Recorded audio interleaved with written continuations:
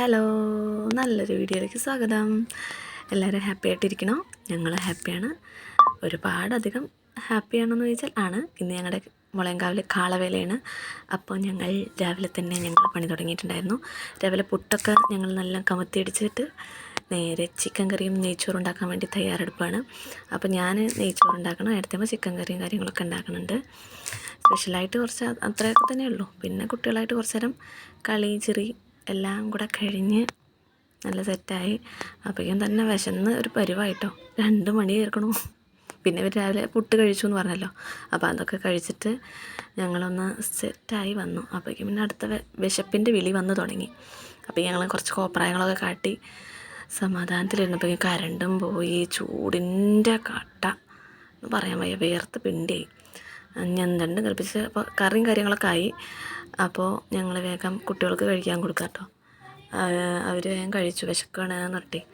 അപ്പോൾ വേഗം ആയോ ചോദിച്ചിട്ട് അടുക്കളയിൽ നിന്നൊരു ദൂരം ഉണ്ടായിരുന്നില്ല. അപ്പോൾ കുറച്ച് സാധനങ്ങൾ തന്നെ ഉണ്ടാക്കിയല്ലോ.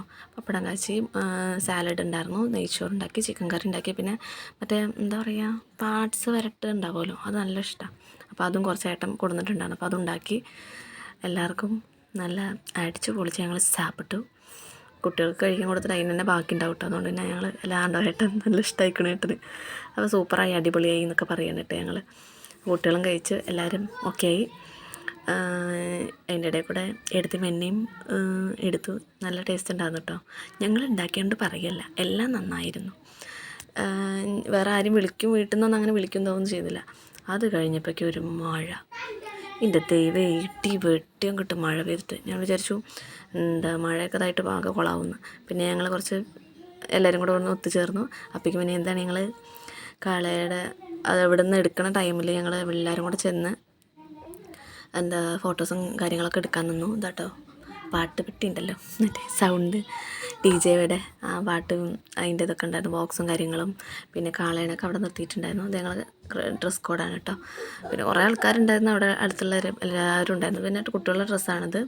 ഓക്കേത്തിന് പിടിച്ച് വലിച്ച് കൊടുന്നപ്പോൾ ഇങ്ങനെ പ്രാന്തായിരുന്നു. അവരൊന്ന് ഫോട്ടോയ്ക്ക് പോസ് ചെയ്യാനൊന്നുമില്ല. പിന്നെ അത് കഴിഞ്ഞിട്ട് ഞങ്ങളെല്ലാവരും കൂടെ നിന്നിട്ട് ആണെങ്കിൽ ഈ സൗണ്ടിൻ്റെ അലപ്പം കൊണ്ട് ഒന്നും കേൾക്കണില്ല. അതാണ് ഞാൻ ഇങ്ങനെയൊക്കെ കാട്ടിക്കൂട്ടുന്നത്. പിന്നെ കുട്ടികളൊരു ഫോട്ടോ എടുത്തു, ഞങ്ങൾ കുറച്ച് ഫോട്ടോസ് എടുത്തു. പിന്നെ ഉണ്ണിയണ്ട അയക്കാൻ വേണ്ടിയിട്ട് എടുത്തമ്മ കുറച്ച് ഫോട്ടോസൊക്കെ എടുത്ത് തന്നോ. ഇതുണ്ട്, നന്നായിട്ടുണ്ട് ഗൈസ്. പിന്നെ ഞാൻ എടുത്തമ്മയും കൂടെ, പിന്നെ ഞാൻ എടുത്തമ്മയും അഞ്ചിലെടുത്തമ്മയും കൂടെ ഇട്ടുള്ളത് കേട്ടോ. ഫോട്ടോ ഒക്കെ എടുത്തു, എല്ലാവരെയും ഫോട്ടോ എടുത്തിട്ടുണ്ടായിരുന്നു. പിന്നെ ഇതാണ് ഇതിൻ്റെ സൗണ്ട് ഭയങ്കരമായിരുന്നു കേട്ടോ. എല്ലാവരും അതിൻ്റെ അടുത്തേക്ക് പോകണമെന്നുണ്ട്. ഞങ്ങളൊന്നും അതിൻ്റെ ചോട്ടിൽ നിന്ന് പോന്നിട്ടുണ്ടായിരുന്നില്ല.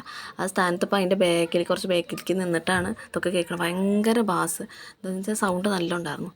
അപ്പോൾ കുറച്ച് വിട്ട് നിന്നിട്ടൊക്കെയാണ് കളിച്ചത്. അപ്പോൾ പാട്ടും പോരാ, ഞങ്ങൾക്ക് പറ്റിയ പാട്ടൊന്നുമില്ല.